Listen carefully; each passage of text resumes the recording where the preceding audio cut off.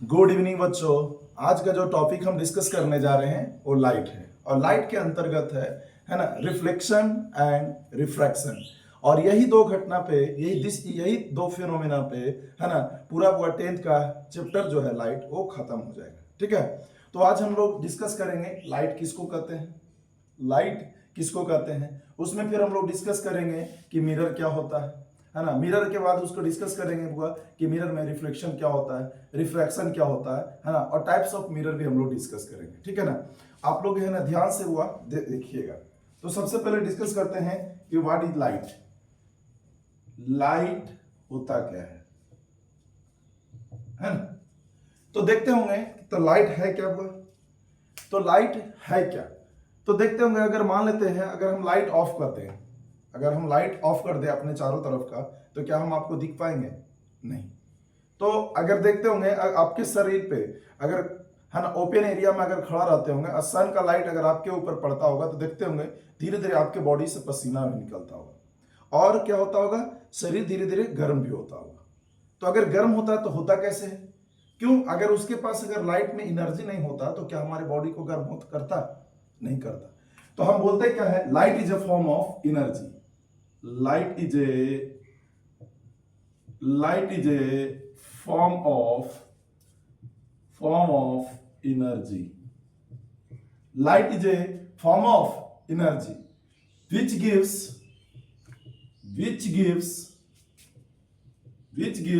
sense to our eye by which we can see any object। हमने क्या बोला? Light is a form of energy which gives sense to our eye by which we can see any object। कहता light बाबू हमारे आंख को है ना, light एक ऊर्जा का रूप है जो हम लोगों को क्या प्रदान करता है, हम लोगों को क्या प्रदान करता है ना, लाइट हम लोग को क्या सेंस देता है वो, जिसके थ्रू हम किसी वस्तु को देख पाते हैं। अगला है, अगर आपको अगर पूछे ना कि सर लाइट जो है वैक्यूम में कितना होता है, लाइट का जो स्पीड होता है वैक्यूम में कितना होता है, तो यहां पर लिखेंगे है ना light speed of light in vacuum is क्या चाहिए बाबू, 3 into 10⁸ मीटर पर सेकेंड। 3 into 10⁸ मीटर पर सेकेंड। कहीं कहीं पे यही चीज आपको लिखा हुआ रहेगा कि अगर 8 है ना, तो अगर मान लेते हैं 1000 से अगर इसको डिवाइड देंगे तो यहां पे कितना आएगा, इसी को बाबू और में लिख सकते हैं 3 पे पावर कितना बाबू 5 है ना 0 किलोमीटर पर सेकेंड। किलोमीटर पर सेकेंड लिखते हैं। ठीक है, अब बाबू यहां पे हम क्या कर सकते हैं, अगला speed of light in vacuum तो इतना हो गया। ठीक है, अगर आगे हम इसमें डिस्कस करेंगे क्या चीज, लाइट जो है, light always travels along a straight path।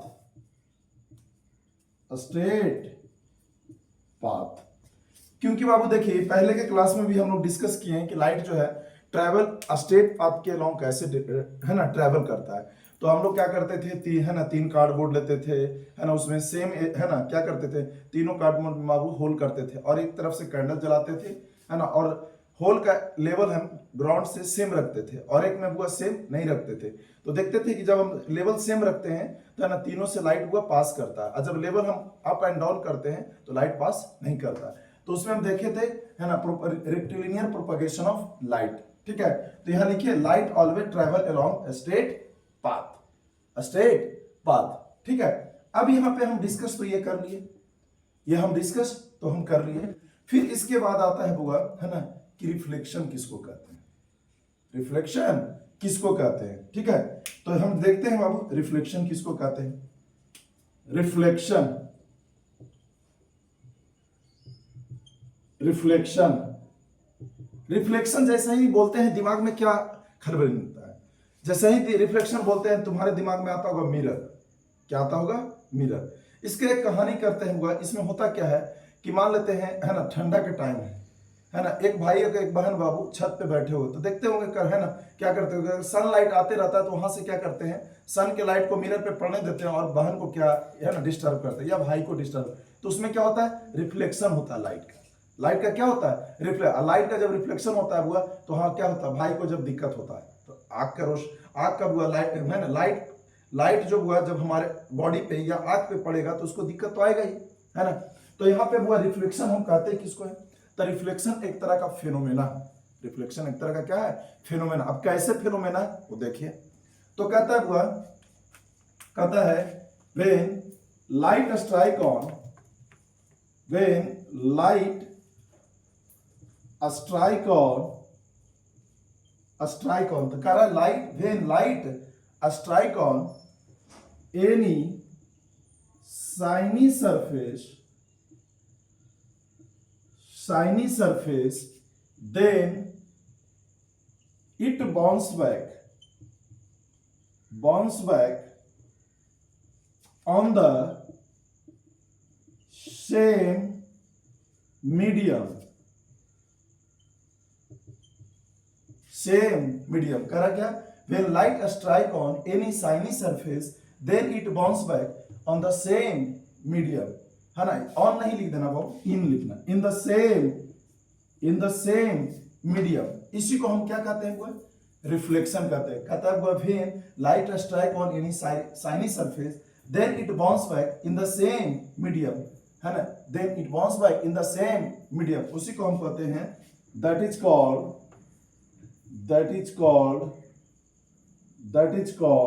reflection। that is called reflection, है ना। that is called क्या चीज बाबू? reflect। when light strike on any shiny surface, then it bounce back in the same medium, that is called reflection। आगे हम discuss करते हैं इसको, है ना, हटा दे रहे हैं इसको। अब बाबू, है ना, रिफ्लेक्शन तो हम देखें। अब ये डायग्राम से देखिए इसको, रिफ्लेक्शन कैसे होता है। देखिए, अगर मान लेते हैं एक शाइनी सरफेस ले लिए, है ना, यहां पे शाइनी सरफेस ले लिए, मान लेते हैं ये मिरर है। ये क्या है? मिरर है। तो मिरर का वन साइड क्या है? पॉलिश किया हुआ है, एक साइड क्या है? शाइनी है। ऊपर से रे ऑफ लाइट आया, अब रे ऑफ लाइट आया बाबू, है, जैसा ही स्ट्राइक किया ये टकरा करके सेम उसी मीडियम में चला गया। तो अगर इस रे को हम बोलते हैं इंसिडेंट रे और इसको हम बोलते हैं रिफ्लेक्टेड रे। और कहाँ है? जिस मीडियम से आ रहा है उसी मीडियम में टकरा करके वापस चला गया। ठीक है। ये हमेशा किसी भी शाइनी सरफेस पे जब लाइट है ना स्ट्राइक करेगा तो उसी मीडियम में क्या करेगा? वापस होगा। अगर उसी मीडियम में वापस होता है, सेम मीडियम में वापस होता है, तो उसी को हम कहते हैं रिफ्लेक्शन। ये है बाबू मिरर, ये है मिरर। इसको बोल रहे हैं छोटू इंसिडेंट रे, इसको बोल रहे हैं रिफ्लेक्टेड रे, है ना। तो ये क्या हमको दिखाया? ये हमको दिखाया क्या चीज? ये रिफ्लेक्शन की घटना दिखाया। तो ये एक तरह का बाबू अगला पॉइंट इसमें नोट किया है, it is a natural phenomenon. It is a natural phenomena, मतलब ये एक तरह का क्या है? नेचुरल, है ना। एक नेचर का मतलब क्या होता है? प्रकृति, है ना। तो ये एक तरह का नेचुरल फिनोमेना, एक प्राकृतिक घटना है हुआ। किसी भी शाइनी सरफेस पे आप कीजिए वो दिखेगा ही दिखेगा। ठीक है। अब बाबू यहाँ पे हम डिस्कस क्या करते हैं कि, है ना, इसमें दो लॉ बताया गया था। दो लॉ क्या बताया गया था? आगे देखते हैं इसमें, है ना। आगे यहाँ पे देखिए, law of reflection, law of reflection, law of reflection, law of reflection. तो लॉ ऑफ रिफ्लेक्शन में आता क्या है? तो लॉ ऑफ रिफ्लेक्शन में कहता है क्या हुआ कि मान लेते हैं यहां पे एक डायग्राम यहां ले लेते हैं। ठीक है। जैसे अगर मान लेते हैं यहां पे ये लाइट है, ये बाबू मान लेते हैं मिरर है, ठीक है। ये रे ऑफ लाइट आ रहा है, ये रे ऑफ लाइट आ रहा है। अब जैसा ही टकराया तो किसी एक बिंदु पे टकराएगा, जैसा ही टकराएगा वो फिर उसी मीडियम में क्या आ जाएगा, वापस चलाएगा। तो हम एक इमेजिनरी लाइन ड्रा करते हैं जो सरफेस पे क्या होगा, परपेंडिकुलर होगा, और सरफेस पे क्या होगा, परपेंडिकुलर होगा। तो अगर हम इसको इंसिडेंट रे बोल रहे हैं, इसको हम रिफ्लेक्टेड रे बोल रहे हैं, और इसको हम नॉर्मल बोल रहे हैं, क्या बोल रहे हैं, नॉर्मल बोल रहे हैं। तो बाबू यहां पे हम इसको दे रहे हैं इंसिडेंट रे, इसको हम छोटू बोल दे रहे हैं मिरर, इसको बोल दे रहे हैं रिफ्लेक्टेड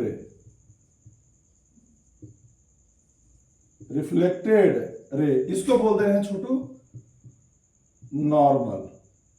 नॉर्मल। तो अब यहां पे आप देखते हैं क्या कि जितना एंगल से आया उतना ही एंगल से क्या हो जाता है, वापस चला जाता है। तो एंगल हम मेजर कैसे करते हैं, तो ये नॉर्मल दिख रहा है ना, तो ये नॉर्मल के साथ हम कोण बना देते हैं, तो इसको बोलते हैं एंगल आई। और ये रिफ्लेक्शन के साथ कोण बना देते हैं, इसको बोलते हैं एंगल आर। तो अगर नॉर्मल के साथ इंसिडेंट रे अगर कोण बनाता है तो उसको बोलते हैं एंगल ऑफ इंसिडेंट।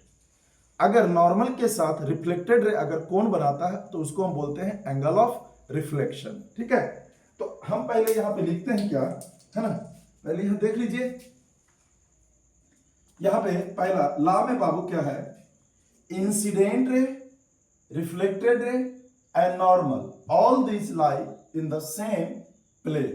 तो वो पहला पॉइंट है ना, इंसिडेंट रे, यहां पे लिखिएगा द इंसिडेंट रे,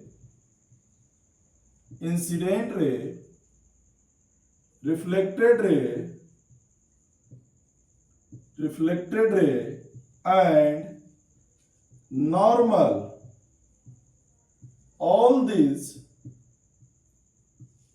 these lies in the same plane। हमने क्या बोला वो, the incident ray, reflected ray and normal, all these lie in the same plane. जिस मीडियम से आ रहा है वो उसी मीडियम, एक ही प्लेन ना है ये वाला सारा। तो हम क्या कर रहे हैं, incident ray, reflected ray and normal, all these lie in the same plane. अब दूसरा क्या है, दूसरा यहां पे है, दूसरा क्या है, angle of incident is equal to angle of reflection. क्या कर रहा है, the angle of incident is equal to angle of reflection. हमने क्या बोला, angle of incident is equal to angle of reflection. तो इसको हम क्या लिख सकते हैं, यहां पे इसी में आप ऐड कर दीजिएगा एंगल आई बराबर एंगल आर। यहां पे छोटू एंगल आई बराबर एंगल आर। इस एंगल आई को क्या बोलते हैं, इस एंगल आई को बोलते हैं इंसिडेंट एंगल, इस एंगल आर को बोलते हैं, है ना, रिफ्लेक्टेड एंगल, ठीक है। अब इसी में देखो कुछ पॉइंट आता है थोड़ा सा, है ना, कि देखोगे कभी कभी क्वेश्चन पूछ देता है, ठीक है ना, कि सर आप इसको तो इंसिडेंट एंगल बोल दिए, इसको तो इंसिडेंट एंगल बोल दिए, अगर यह है रिफ्लेक्टिंग सरफेस, यह है रिफ्लेक्टिंग सरफेस और यह है इंसिडेंट रे, तो ये एंगल जो बना उसको हम क्या कहेंगे, इसको बोलते हैं ग्लांसिंग एंगल ऑफ इंसिडेंट। इसको क्या बोलते हैं, ग्लांसिंग एंगल ऑफ इंसिडेंट। इसको बोलते हैं glancing angle of reflection, glancing angle of reflection, glancing angle of reflection. इसको क्या बोलते हैं, glancing angle of reflection. R मतलब है रिफ्लेक्शन, है ना, या जी, है ना, आई से ही लिख दिए हैं, ठीक है ना, क्योंकि हुआ, है ना, ये ग्लांसिंग एंगल ऑफ रिफ्लेक्शन, ठीक है। तो यहां पे एक नोट करके लिख देना होगा नोट में, ठीक है, क्या चीज, रिफ्लेक्टिंग सरफेस और इंसिडेंट रे के बीच में जो कोण बनता है उसको बोलते हैं ग्लांसिंग एंगल ऑफ इंसिडेंट। यहां पे लिख देना द एंगल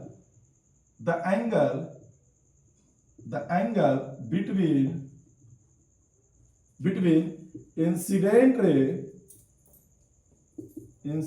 रे and incident ray and reflecting surface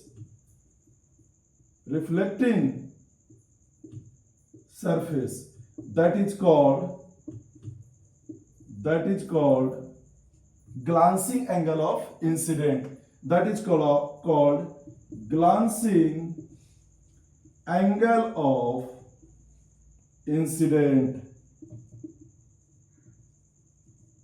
glancing angle of incident, मतलब रिफ्लेक्टिंग सरफेस ये है और ये इंसिडेंट रे है, उसके बीच में कौन बन रहा है, उसको हम बोलते हैं ग्लांसिंग एंगल ऑफ इंसिडेंट। ठीक है, सेकंड पॉइंट है ना, स्टार मार्क करके देख दिया सिंगल। तो रिफ्लेक्टिंग सरफेस और तो यहाँ एंगल बिटवीन किसके बीच, इंसिडेंट रे, तो यहाँ पे हुआ रिफ्लेक्टेड रे।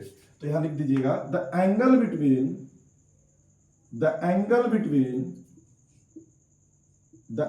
बिटवीन है ना reflected ray and reflecting surface,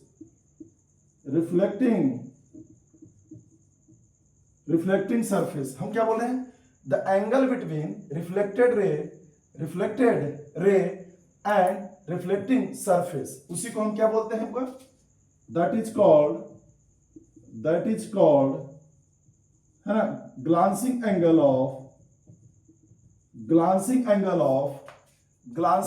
of, यहां पे लिख लीजिएगा ग्लांसिंग एंगल ऑफ क्या चाहिए बाबू, reflection, glancing angle of reflection. तो हम क्या कर रहे हैं, ये है रिफ्लेक्टिंग सरफेस और ये है वो इंसिडेंट रे, दोनों के बीच में कौन बन रहा है, उसी को बोलते हैं ग्लांसिंग एंगल ऑफ इंसिडेंट। ये क्वेश्चन हुआ कभी कभी कंपटीशन एग्जाम में भी आपसे पूछेगा कि सर इंसिडेंट रे का एंगल दिया है ना, एंगल ऑफ इंसिडेंट दिया हुआ मान लेते हैं 60 डिग्री, और ये अगर आपको निकालने के लिए बोल देगा तो आराम से आप इजीली बता देंगे। ठीक है, तो उसी पे हुआ देखिए क्वेश्चन देते हैं। ठीक है, हटा दें, चलिए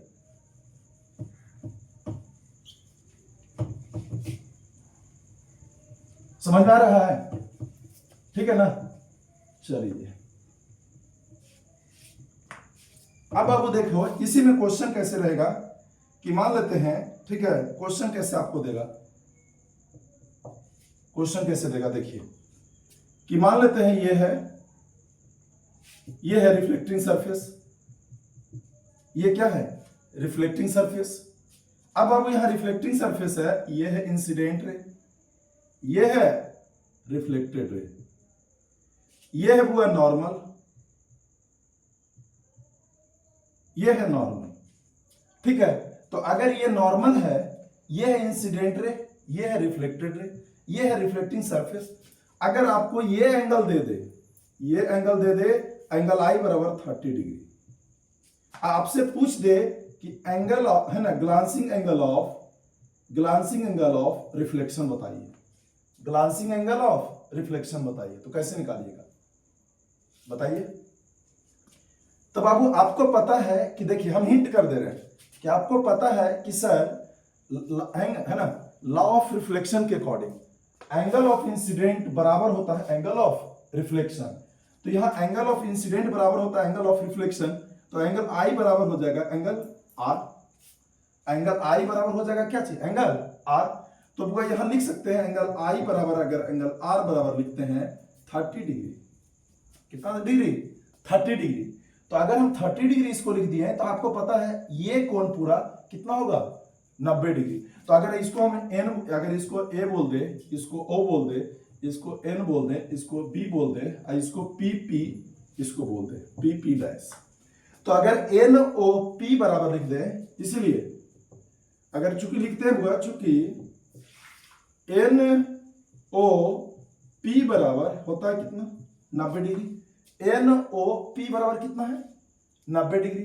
तो अगर this angle plus this angle लिख सकते हैं 90 डिग्री, तो इसलिए N angle N O P बराबर क्या लिख सकते हैं N O B plus B O P. तो एन ओ पी बराबर कितना है छोटू 90 डिग्री, एन ओ बी बराबर कितना होगा 30 degree plus B O P बराबर, तो बी ओ पी यही तो हमको ग्लांसिंग एंगल देना, तो बीओपी कैसे निकलेगा, इसको इधर लेके चलो, तो 90 डिग्री माइनस 30 डिग्री करोगे तो बीओपी निकल जाएगा। तो इसलिए बाबू एंगल बीओपी बराबर 60 डिग्री। कितना डिग्री, 60 डिग्री। ठीक है, ये तो मेथड हो गया कि कैसे आप बनाते हैं। ठीक है, आप वो मुर्जमानी इसको है ना मौखिक रूप से इसको सॉल्यूशन कर लीजिए कि दिस बराबर दिस है ना, और ये दिस बराबर 90 डिग्री, देन है ना this one is the 90 minus 30 बराबर कितना, 60 डिग्री। ठीक है, आगे हम इसमें डिस्कस करते हैं, है ना, आगे हम इसमें चलिए डिस्कस करते हैं। ठीक है, आगे बढ़े, चलिए।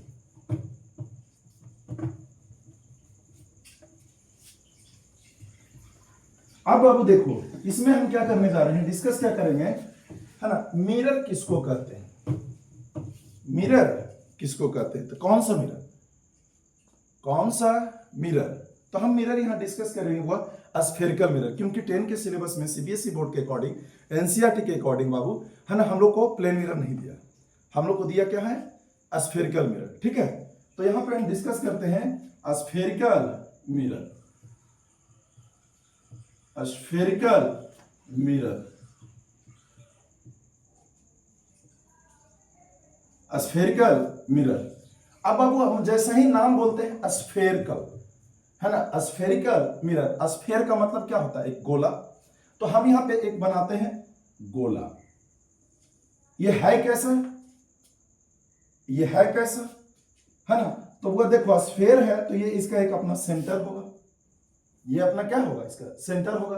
तो स्फेरिकल मिरर लिखिए क्या चीज, it is a hollow sphere, it is a hollow sphere which is made of, which is made of glass, which is made of glass. तो स्फेरिकल मिरर में हुआ हम बोले it is a hollow sphere which is made of glass. ठीक है, अब यहां पे तो हम हॉलो स्फेयर हम बना दिए, यहां पे हम हॉलो स्फेयर तो हम बना दिए। ठीक है, अब ये हॉलो स्फेयर तो बना दिए, अब इसमें हम करेंगे क्या, तो छोटू इसमें हम करेंगे क्या कि मान लेते हैं इसके कुछ पोर्शन को हम काट लिए, यहां से इसको काटे, इसको काटे, बाहर के सरफेस को हम पॉलिश कर देते हैं, इसको पॉलिश कर दिए, इसको हम क्या बोलेंगे, इसको बोलेंगे कौन सा mirror, concave mirror, concave mirror, इसको क्या बोलेंगे, कॉनकेव मिरर। अब यहां से काटे, यहां से काटे, इसको इनसाइड अगर हम पॉलिश कर दे तो इसको हम क्या बोलेंगे, कॉन्वेक्स मिरर, इसको क्या बोलेंगे छोटू, कॉन्वेक्स, कॉन्वेक्स मिरर। लेकिन ये पूरा है क्या, ये पूरा तो स्फेरिकल मिरर है, ये पूरा क्या है, स्फेरिकल मिरर है।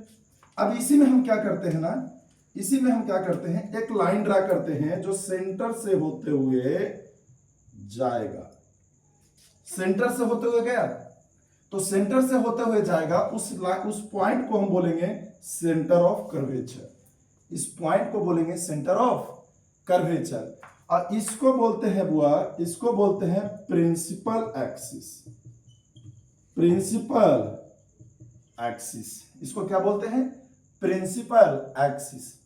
मिरर के जिस पॉइंट से होते हुए, मिरर के जिस पॉइंट से होते हुए प्रिंसिपल एक्सिस गुजरता है उसको बोलते हैं पोल, जिसको हिंदी में बोलते हैं ध्रुव, इसको क्या बोलते हैं, ध्रुव, और प्रिंसिपल एक्सिस को बोलते हैं प्रधान अक्ष। ठीक है, अब देखो C और P के बीच में एक पॉइंट होता है, उसको बोलते हैं F, इसको बोलते हैं फोकस, और C को बोलते हैं, C को क्या बोलते हैं, centre of curvature, centre of curvature, centre of curvature. अब बाबू देखो ये तो हो गया, नोटेशन हो गया पॉइंट का, लेकिन आप लोग को देखे होंगे कहीं कहीं पे C से लेकर के P के बीच के दूरी को भी काउंट करता है, F से लेकर के P के बीच के दूरी को भी काउंट करता है। तो हम यहां क्या लिखते हैं, C से लेकर के P के बीच के दूरी को लेते हैं, तो सी से लेकर के पी के बीच के दूरी को बोलते हैं रेडियस ऑफ कर्वेचर। यहां लिखे हैं सेंटर ऑफ कर्वेचर, तो इसको बोलते हैं छोटू radius of curvature. Radius of curvature, radius of क्या चीज, कर्वेचर। अब देखो F से लेकर के P भी है, तो F से लेकर के P के बीच के डिस्टेंस को क्या बोलते हैं, फोकल लेंथ। ठीक है, हम इसमें यहां डिनोट नहीं करते हैं, आप लोग माइंड मेकअप कर लीजिएगा। F से लेकर के P के बीच के डिस्टेंस को बोलते हैं फोकल लेंथ। अब फोकल लेंथ को जो हम डिनोट करते हैं स्मॉल f से, स्मॉल f से, क्या चीज से, स्मॉल f से। ठीक है, तो हम लोग यहाँ पे क्या करते हैं, ठीक है ना, हम लोग यहाँ पे क्या करते हैं, हर एक पॉइंट को क्या, किसको क्या बोलते हैं उसको डिस्कशन करते हैं। ठीक है ना, इसको क्या डिस्कशन करते हैं कि पहले हुआ, तो पहले इस डायग्राम को बना लीजिए। क्या लिखे, it is a hollow sphere which is made of glass, जिसको हम बोलते हैं स्फेरिकल मिरर बोलते हैं। ठीक है, डायग्राम बना लीजिए।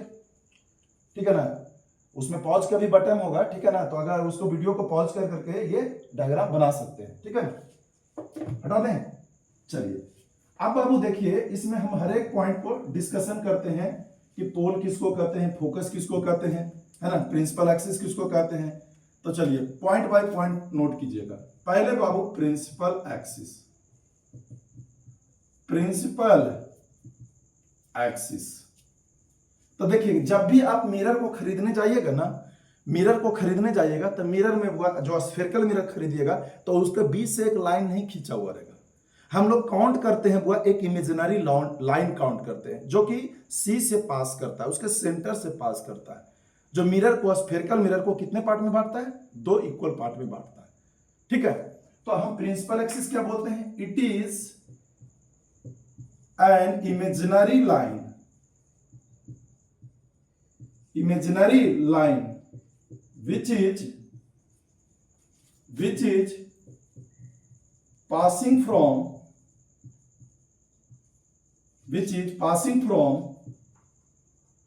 center of curvature and pole। ये एक इमेजिनरी लाइन है, ये एक काल्पनिक रेखा है जो कहां से पास करता है आपको, है ना, सेंटर ऑफ कर्वेचर एंड पोल से पास करता है। ठीक है, सेकेंड वन क्या है, centre of curvature, centre of curvature, यहां नाम आया आपका तो उसी को हम पहले कर देते हैं, centre of curvature, centre of curvature. Centre of curvature को बुआ डिनोट करते हैं सी से, ना कि बुआ आर से। आर को बुआ बोलते हैं radius of curvature. Centre of curvature क्या होता है, it is the centre of hollow sphere, it is the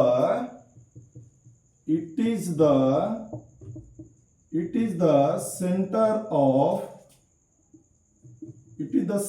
of hollow sphere, it is the centre of hollow sphere. इसको डिनोट किससे करते हैं, हम यहां डिनोट कर दिए इसलिए नहीं लिख रहे हैं, इट इज है ना, it is denoted by C भी लिख सकते हैं, यहां पर लिख दीजिए, इट इज डिनोटेड बाय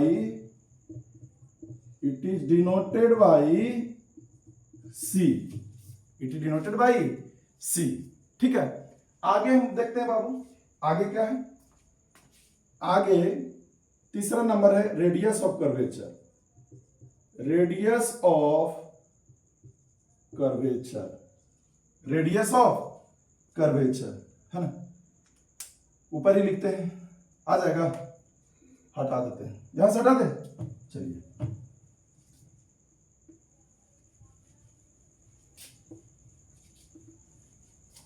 देखिए अगला पॉइंट है वह तीसरा नंबर में radius of curvature, radius of curvature, इसको डिनोट करते हैं वह कैपिटल आर से। तो रेडियस ऑफ कर्वेचर होता क्या है, तो रेडियस ऑफ कर्वेचर होता है वह कहां से कहां, तो वह सेंटर ऑफ कर्वेचर और पोल के बीच में जो डिस्टेंस होता है उसी को बोलते हैं रेडियस ऑफ कर्वेचर। तो यहां लिखेंगे the distance between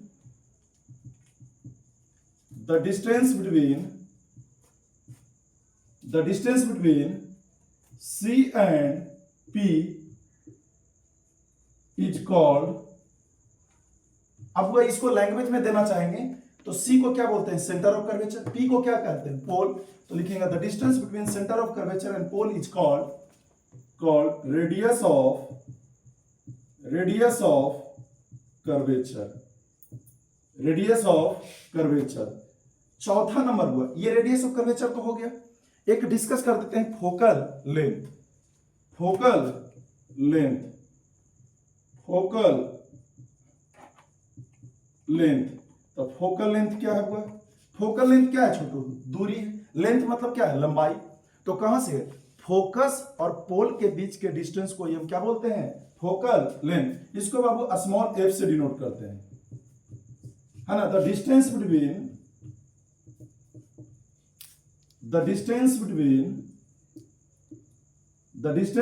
focus and pole is called focal length। क्या हुआ, the distance between focus and pole is called focal length, the distance between focus and pole is called focal length। देखिए बीच में बाबू है ना थोड़ा देर रुकेंगे, आप लोग को कहेंगे क्या कि देखिए अगर मेरा पढ़ाया हुआ अच्छा है ना लगता है आप लोग को, तो जितना से जितना हो सके दोस्तों को शेयर कीजिएगा, ठीक है ना। शेयर करने से क्या होगा, है ना, मेरा जितना जितना आप लोग शेयर कीजिएगा लोगों के पास पहुंचेगा कि हाँ जी सर पढ़ा रहे हैं, ठीक है। और बस है ना, अगर वो लास्ट में क्या होता है उसमें एक बेल आइकन बटन भी आपको नजर आता होगा। तो अगर मेरा पढ़ाया हुआ अच्छा लगता है तो आप लोग उसको सब्सक्राइब भी कीजिएगा, जिससे क्या होगा कि अगर बेल आइकन दबाइएगा तो उससे आपको ये भी लगेगा कि नहीं वीडियो जब हम डालेंगे तो आपको नोटिफिकेशन मिल जाएगा और वहाँ पे आवाज भी करेगा कि नया जी सर आ गए, ठीक है। तो ये चीज ध्यान दीजिएगा। तो फोकल लेंथ क्या हुआ, the distance between focus and pole is called क्या हुआ, फोकल लेंथ। इसको डिनोट किससे करते हैं, it is denoted by, it is denoted by a small F, it is denoted by a small F, it is denoted by a small F, F से denote करते हैं, ये हो गया। Next one is the aperture, या लिख देते हैं पोल को, पोल को ही लिख देते हैं। पोल क्या होता है आपका, है ना, the middle point of the mirror, mirror के या अपर्चर का जो मिडिल पॉइंट होता है उसी को हम बोलते हैं क्या चीज, पोल, जहां से बुआ क्या होता है, प्रिंसिपल एक्सिस गुजरता है, ठीक है। तो पोल क्या होता है, the middle point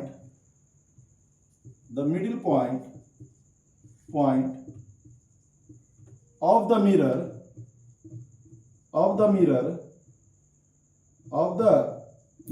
where from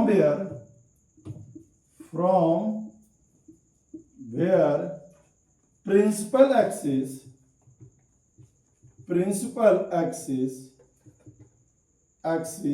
is passing। हमने क्या लिखा, the middle point of the mirror, mirror का मिडिल पॉइंट, फ्रॉम वेयर जहां से प्रिंसिपल एक्सिस इज पासिंग, उसी को हम बोलते हैं पोल। अब पोल को डिनोट करते हैं, वो पहले भी डिनोट कर सकते हैं बी से, ठीक है। चलिए इसको हटा दे ऊपर से, ठीक है। एक लाइन यहां पे बच रहा है बाबू, जिसको हम बोलते हैं क्या चीज, अपर्चर। अपर्चर किसको बोलते हैं, the reflecting surface of the mirror is called, यहां हुआ aperture,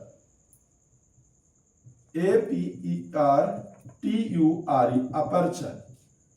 the reflecting surface of the spherical mirror is called aperture, है ना। तो मिरर के जिस भाग से है ना रिफ्लेक्शन की घटना शो होता है उसी को बोलते हैं अपर्चर। तब वह लिखना, the reflecting surface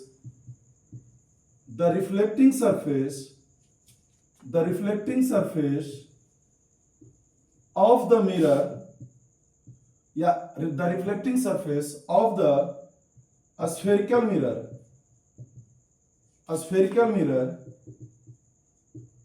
is called क्या चीज बाबू, अपर्चर। हम क्या बोल रहे हैं, रिफ्लेक्टिंग सरफेस ऑफ मतलब किसका स्फेरिकल मिरर। तो हम अभी देखे होंगे कि स्फेरिकल मिरर को ही काट के दो तरह का मिरर बना है, एक कॉनकेव और एक कॉन्वेक्स, और उसी सरफेस से हुआ रिफ्लेक्शन की घटना शो होगा। तो the reflecting surface of the spherical mirror is called aperture, is called क्या चीज बाबू, अपर्चर। अब बाबू देखो यहां तक हम लोग डिस्कस कर लिए कि स्फेरिकल मिरर क्या होगा, कौन है ना, क्या नहीं होगा, ठीक है ना। अब इस स्फेरिकल मिरर को हम लोग फर्दर दो पार्ट में डिवाइड करेंगे। कितने पार्ट में डिवाइड करेंगे? दो पार्ट में, है ना। यहां से हटा दें, यहां से हटा दे रहे हैं, ठीक है। अब बाबू देखो इस स्फेरिकल मिरर को हम लोग दो पार्ट में डिवाइड करते हैं। एक होता है, इसको बोलते हैं कॉनकेव मिरर, कॉनकेव मिरर। एक को बोलते हैं हुआ कॉन्वेक्स मिरर, कॉन्वेक्स मिरर, ठीक है। हम स्फेरिकल मिरर को कितने पार्ट में बांटे? दो पार्ट में। एक को बोले कॉनकेव मिरर, एक को बोले कॉन्वेक्स मिरर। एक को बोले क्या चीज? कॉनकेव मिरर, और एक को बोले कॉन्वेक्स मिरर। हाँ, लेकिन आपको यहाँ पे टॉपिक हम यहीं पे स्टॉप कर रहे हैं, ठीक है। क्यों? क्योंकि ज्यादा वीडियो लंबा हो जाएगा, ठीक है। इसलिए हम क्या कर रहे हैं, है ना, ये कॉनकेव मिरर और कॉन्वेक्स मिरर को हम अगले लेक्चर में हम लोग इसको डिस्कस करेंगे। और साथ ही साथ अगले लेक्चर में हम लोग ये भी बताएंगे आप लोग को साइन कन्वेंशन और मिरर फॉर्मूला, जो 1/f इक्वल टू होता है 1/f equal to 1/v plus 1/u, और उस पे बेस्ड न्यूमेरिकल बताएंगे। वही 3 पॉइंट है जो आपके लिए बोर्ड पॉइंट ऑफ व्यू से क्या है, इंपॉर्टेंट है, इसलिए, ठीक है। तो अगले लेक्चर में हम लोग डिस्कस करेंगे और है ना, आज के लिए इतना ही। Thank you.